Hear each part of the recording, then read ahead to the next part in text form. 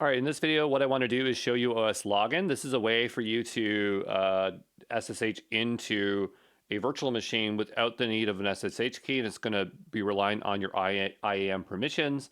My user is quite permissive, so I imagine that I will probably be able to get into it, but if I'm not, then we'll go and attach the permissions. If it does work, and I didn't have to do it, I'll still show you the permissions so that you're aware of what you need to do.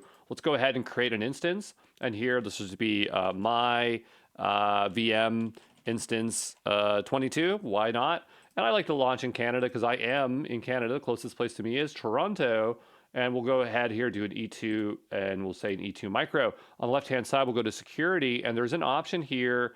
Well, we have VM access down below here. If we expand it, we have control VM access through IAM permissions. As far as I understand, that's adding a metadata key for like OS login enabled. So maybe we'll investigate the metadata after that. Notice that you can require two-step verification. So that's probably a really good thing to have on, just to make sure people aren't gaining access to these machines that should not. But anyway, we're going to go ahead and create this instance. There should be some way for us to view the metadata. So we'll go click into this once this instance is ready. Here we go. And I'm looking for metadata information. Metadata.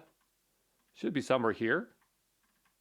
Down below, see here it says enable OS login, true. Enable OS config, true. This OS login is what has been enabled. It's unusual that it's lowercase because I've definitely seen in other places it being capitalized, so maybe it's case insensitive. The question will be, can I actually get into this machine? I'd have to create another account to really show you if I wanted a very unpermissive account, but I don't want to do that. Let's go ahead and try this. And so it shouldn't use, it's transferring the SSH key. It shouldn't have to do that though. Let me drop this down, hold on here. So how do I know if it's using OS login? That's the good question. Just a moment, okay? All right, so what's unusual is that I just watched this video here, and what's unusual is that when you actually click this and you're doing this, it still says this transfer SSH key, and so that always shows up. So it says allow SSH into the VM, sure. But did it use SSH key or not? Because it's not clear because of the UI. So I'm not sure how we would distinguish that unless we created another account and tested it. But the problem with this right here is that my account's just too permissive. So if we go over to Japanese keyboard, 1 second here. If we go over to IAM and we take a look at our users, right? So I'm Andrew Brown. I'm an organizational administrator, right? So I have a lot of access in terms of what I can do. I could try to remove that and see what happens. If I remove administration owner, can I remove that? I added it for another video, and so I'm just trying to see here. Grant access, remove access. Are you sure you want to remove yourself as the project owner? No, I don't want to do that. I was just trying to get rid of that role there on me. Hold on here.